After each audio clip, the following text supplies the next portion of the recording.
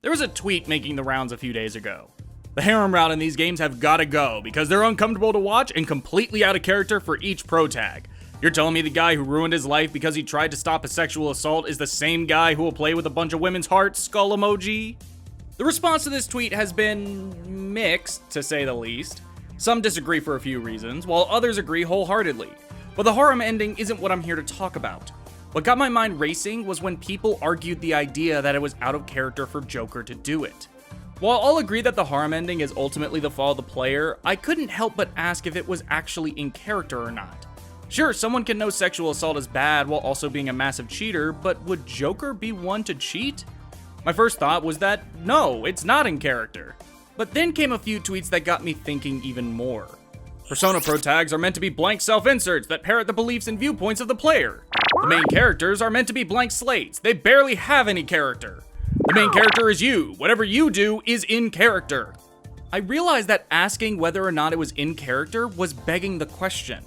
Joker is a silent protagonist meant to act as a vessel to connect the player to the world in a way that made them feel like they actually existed in it. I had assumed Joker had a personality in the first place, so I changed the question. Does Joker even have a personality? I thought for exactly 2 more seconds before arriving at the conclusion that yes, he absolutely does. The game goes out of its way to characterize Joker as a person, all while making sure you can still live vicariously through him and feel as though your choices matter. Look at his dialogue options. While some are contradictory, you can still glean a personality from him.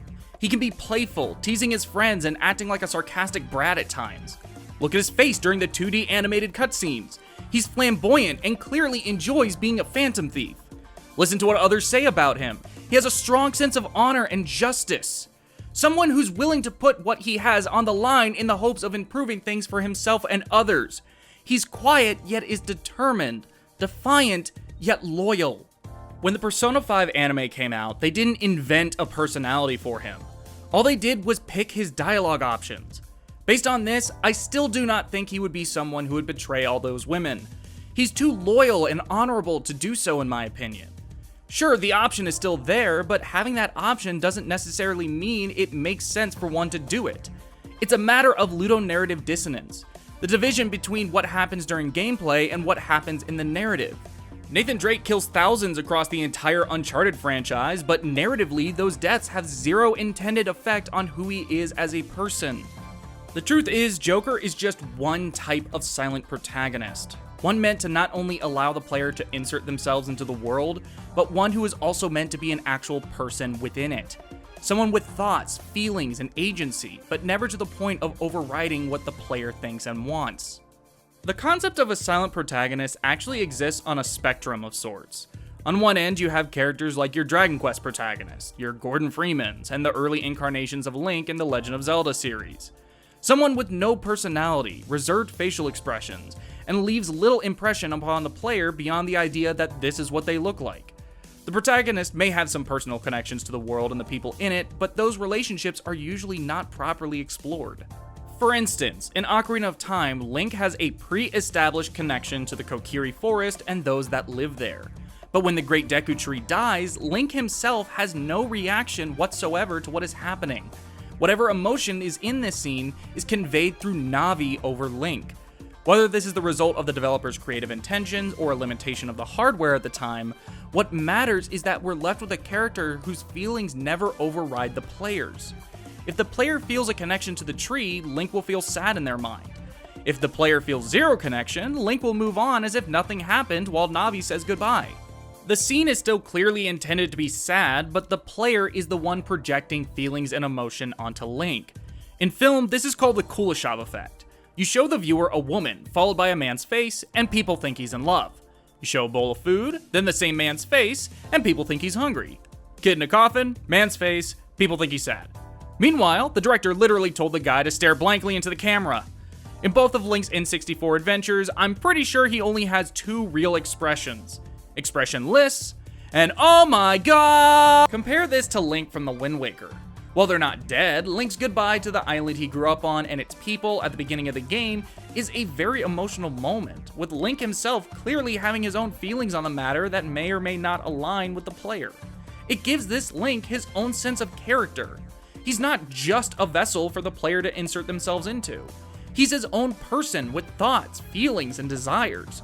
The story about to unfold is just as much about him as it is everyone else in it.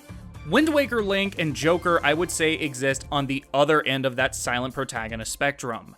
They can feel just as active and involved in their game's plot as a talking character like Ringo from Soul Hackers or Leon from Resident Evil 4. The difference is we just don't hear what they have to say or think. However, we can infer a lot based on what we do see. Facial expressions, body movement, the occasional spoken word, and so much more. You want to know probably the best example of a silent protagonist that is their own character beyond the player? Chris from Deltarune.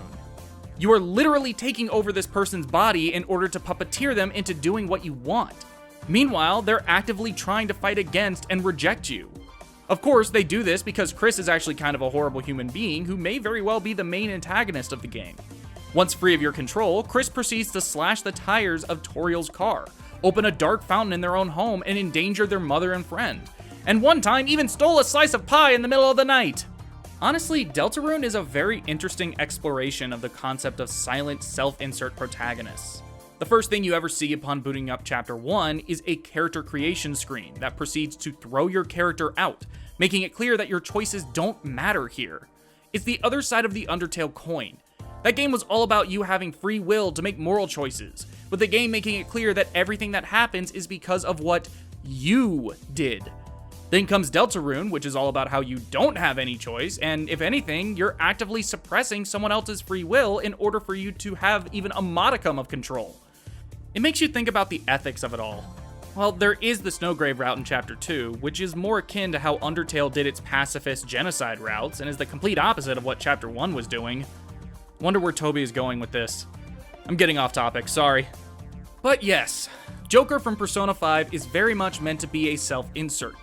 However, he's also his own person independent from you. These aren't mutually exclusive concepts. You can write Joker in ways that are out of character.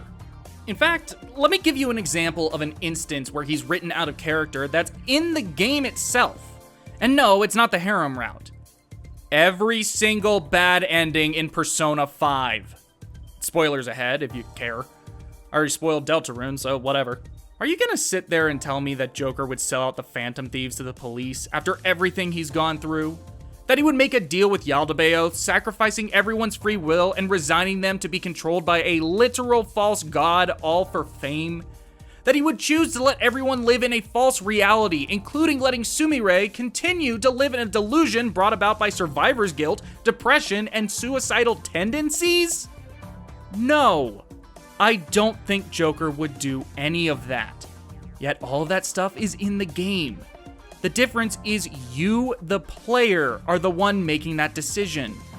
You are the one who wants these things, but that doesn't mean Joker does. Now, there's one last thing I want to talk about with this subject that frankly is a decent enough argument against what I've been saying this whole time. Personal interpretation. I may think all of this is out of character for Joker, but you might not agree. You might think Joker would prefer fame over free will, or that life would be better if everyone got what they wanted, even if it wasn't real.